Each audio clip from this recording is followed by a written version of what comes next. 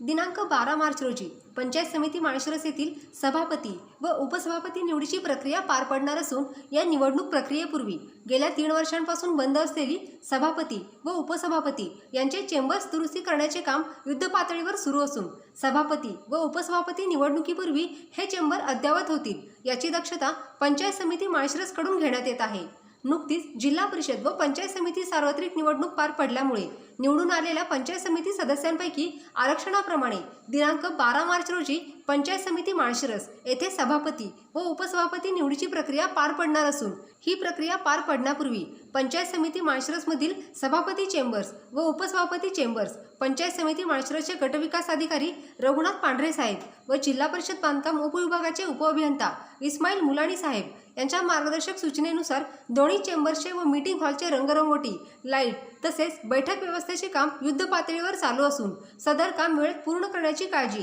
पंचायत समितीचे कर्मचारी घेत आहेत। गेली 3 वर्षांपासून पंचायत समिती सदस्यांचा कार्यकाल संपल्यामुळे पंचायत समितीवर प्रशासक असून सदरची चेंबर्स बंद होती।